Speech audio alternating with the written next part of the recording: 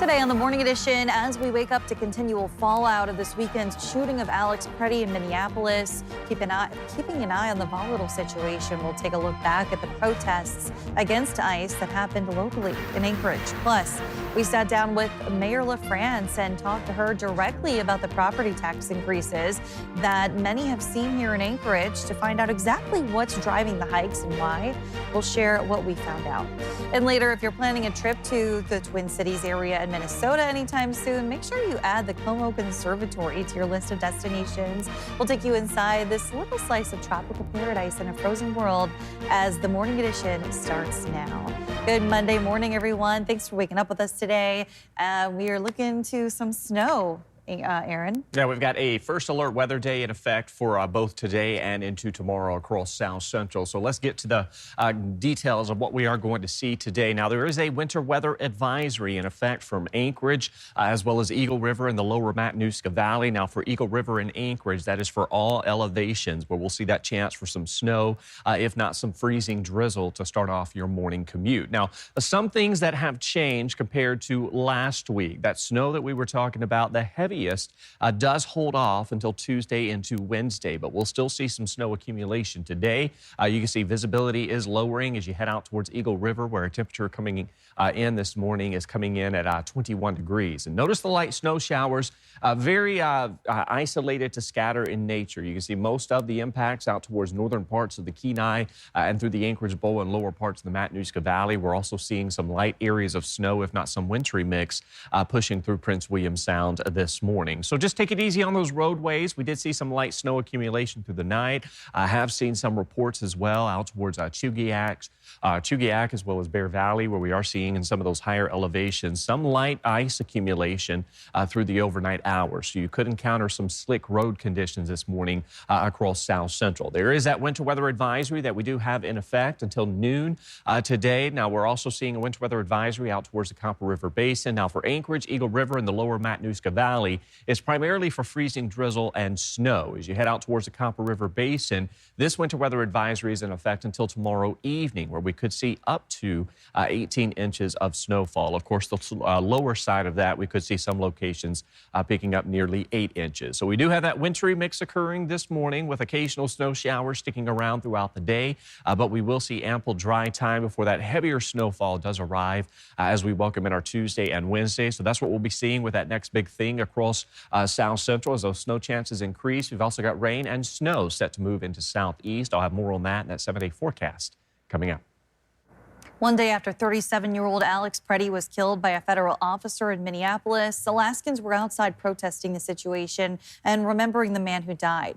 Protesters gathered in front of Peterson Tower in Anchorage Sunday afternoon. While we were there, we counted about 80 people who joined in. Many of them carried signs railing against ICE in Minneapolis and elsewhere. The organizer says he meant the gathering to be both a protest and a vigil for Pretti. Protesters told us their shared motivations for being there. This isn't about me. Alex Pretti is the name that should be on everyone's mind today. I don't do this for, my own personal pride. I do this because I feel like it's the right thing to do. I'm from Minnesota originally. All my friends are talking about, seeing ICE on the street, capturing people, and it's like really devastating for the community. But seeing everybody's responses is really uplifting and very, it brings me a lot of pride. I'm a supporter of the Second Amendment. The idea that you could be executed for having a holstered weapon at a peaceful protest, that is unacceptable. It should bother every Alaskan. It should bother every American. Senator Lisa Murkowski released her statement on the killing of Alex Pretti as well on Sunday, stating that this, in part, quote, should raise serious questions within the administration about the adequacy of immigration enforcement training and the instructions officers are given on carrying out their mission. Lawfully carrying a firearm does not justify federal agents killing an American, especially as video footage appears to show after the victim has been disarmed. She called for a comprehensive, independent investigation investigation of the shooting. Senator Sullivan's team said in part that he, quote, believes we should gather all the facts and investigate the incident before drawing conclusions. It continued saying Senator Sullivan strongly supports our law enforcement and their ability to do their jobs. He also believes that any loss of life is tragic and hopes that the temperature in Minnesota on both sides can be lowered and that the situation between protesters and law enforcement de-escalates and the violence dissipates. We reached out to Representative Nick Begich, but have not yet heard back. Adelmi Ruiz joins us now from the newsroom with the latest on an oil rig that collapsed on the North Slope. Adelmi. Kristen, the largest land-based drilling rig in North America toppled over on Alaska's North Slope Friday, sparking a small fire. Now, to put this in perspective, imagine a 16-story building falling over. According to ConocoPhillips, Diane Rig 26 went down around 4:45 p.m. while being moved on an ice road. Crews quickly contained the fire. There were no serious injuries reported, the company adding there is no damage to pipelines, fuel transportation, or nearby infrastructure. The Alaska Department of Environmental Conservation is aware and is actively monitoring the situation. Governor Mike Dunleavy released a statement on X saying in part, there was a small fire, but so far appears to be minimal damage to the environment and no impact to oil infrastructure or facilities. They are responding with a team working on plans to recover the rig, and we will know more as they assess. In an update, they did since confirm that evidence of a diesel spill was confirmed by emergency responders. However, further assessments are still in progress, indicating that as of 1 p.m. on Sunday, no ongoing leaks were found. No impacts to wildlife have been reported. However, the state of the leak was less than 500 feet away from a tributary of the Netchlik channel of the Colville River. And the spill area lies within critical habitat for denning and non-denning polar bears, caribou, Arctic fox, muskox, and ptarmigan. They are continuing to monitor for any potential impacts this may have. Kristen. All right, thanks, Adelmi. Anchorage firefighters are investigating a deadly mobile home fire in the Russian Jack Park area. Several crews were called out on Friday morning to the Malaspina trailer court near DeBar and Burgaw. When they arrived, the rear of the trailer was engulfed in flames. Crews pushed through the front door to conduct a search, and firefighters say one person was found dead inside and 5 dogs and 1 cat succumbed to the fire. A fire inspector on scene reiterated the need for working smoke alarms. The single biggest thing the public can do to avoid tragedy is make sure that they have a working smoke alarm in their bedroom, in their hallway. If you don't have one, reach out to the Anchorage Fire Department. We will get you one. It's important. An investigation is underway to determine the origin and cause of the fire. And in Kenai, one person is dead after a fire in a motel on Sunday morning. That's according to the City of Kenai Fire Department. It says firefighters responded to the Uptown Motel just after 9 a.m. The fire department says firefighters found someone unconscious in the room where the fire started, and they were not able to be resuscitated. The department says firefighters put out the fire in the area it started and prevented it from spreading to the rest of the building.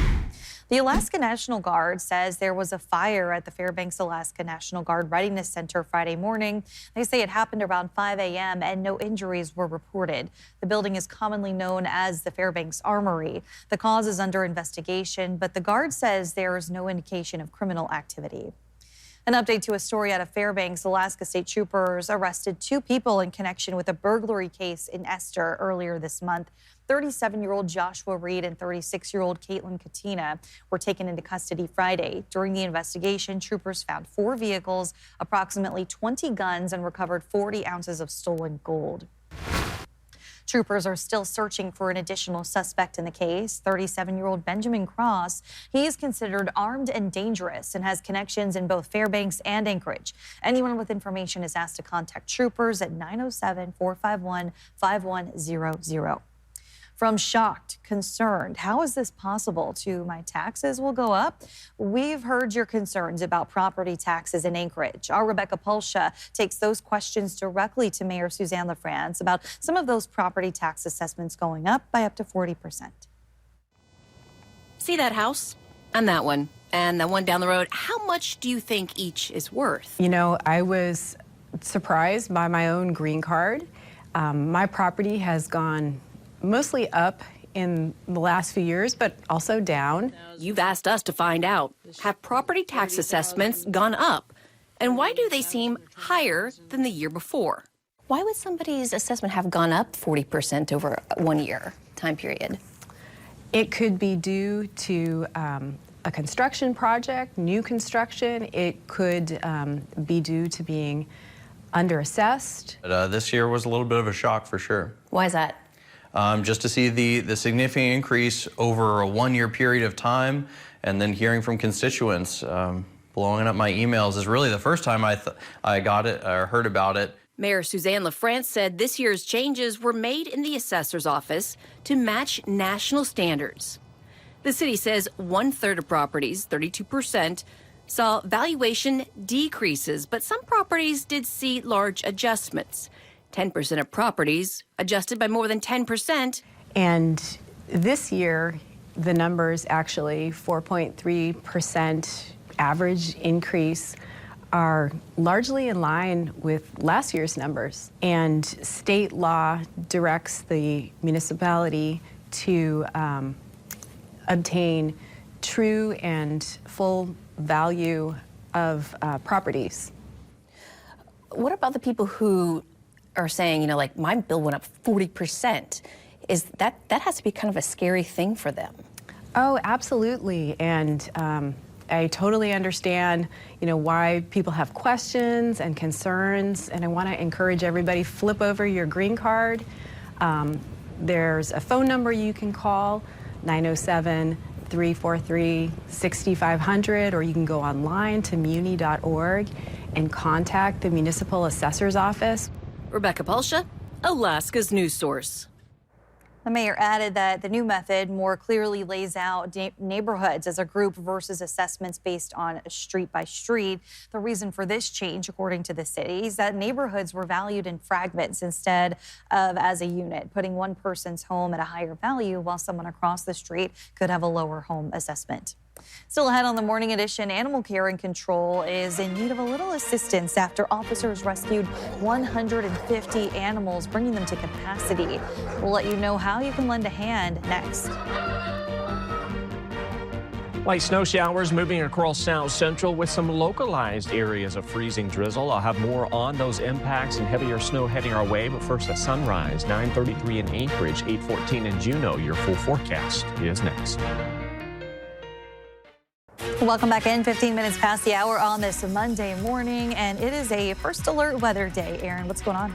Yeah, we've got that first alert weather day for today and into tomorrow across South Central. Now, for today, areas of freezing drizzle will stay with parts of South Central through noon. This will largely occur for all elevations of Anchorage and Eagle River and then lower parts of the Matanuska Valley. Now, of course, our heavier snowfall that we were talking about last week, that's been pushed off by about 12 to 24 hours, but it will arrive as we welcome in our Tuesday and Wednesday. And we are watching 3 to 8+ inches of snowfall looking possible. Now, those lower snowfall totals will likely occur across western parts of the Kenai. And then, of course, the 8+ inches, that's what we're going to be watching from Tuesday on into Wednesday for some of those higher elevations through the Copper River Basin. And, of course, for the valley as well as parts of the Anchorage Bowl, which could see the potential for 8 inches, if not some locally heavier amounts. Now, across South Central this morning, you can see that snow is continuing to fall out towards Palmer, lowering visibility here in Anchorage. Out towards Talkeetna, not much going on. And then, of course, along the Glen Highway out towards Eagle River, just be prepared that you could encounter some slick conditions, particularly in areas where we did see some localized freezing rain through the overnight. So we are going to hold on to some wintry mix for the first part of the morning. Not everyone is going to see that, but for those that do, watch those roads as you will see some ice possible, and drive safely, get to your destination where you want to be later today or this morning. Get to your destination safely and slow down and use caution. Now, we did see some of that light snowfall through the night in areas where we didn't hold on to some of that rain or the freezing rain accumulation, which actually may improve some traction on those roadways. But regardless, treat those roads as if there is some ice on them. Out towards southeast, we've got some snow and rain to be expected. We'll see several opportunities for some dry time today across South Central once this light snow and wintry mix that we're dealing with this morning does taper off. And then as we welcome in the overnight hours on into tomorrow as that moisture streams in from the southeast. Heavy snowfall through the Copper River Basin. Then you can see by tomorrow morning, this is around 5 to 6 a.m., you can see some light snow will begin to fall as you head out towards Turning Pass along the Glen Highway as well as the Seward Highway. So be prepared for some morning snow for that commute into your Tuesday. And then that snowfall will become heavier throughout the afternoon and evening hours before lightening up into Wednesday. Although into Wednesday, we could see some localized areas of wintry mix across the Cook Inlet and Kinnick Arm region. So we'll be watching for that, but snow is expected for most locations. So how much snow are we expected? Through the remainder of today, we may see an inch or so of that snow accumulation, nothing significant outside of the Copper River Basin where we could see 3+ inches of that snowfall accumulation. And then through the day Tuesday, on into the evening hours, this is where that heavier snowfall builds in across South Central. And again, notice out towards Thompson Pass through the Copper River Basin. This is where we'll see 8+ inches looking possible. And then across Anchorage, southern parts of the valley, as well as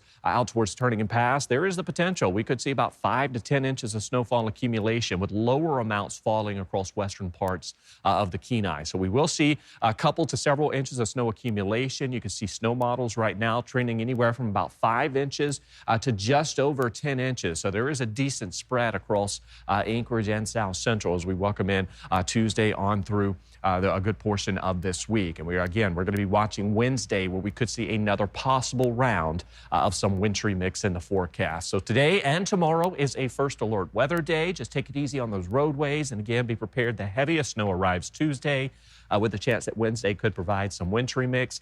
Daily highs beyond Wednesday will warm near 30.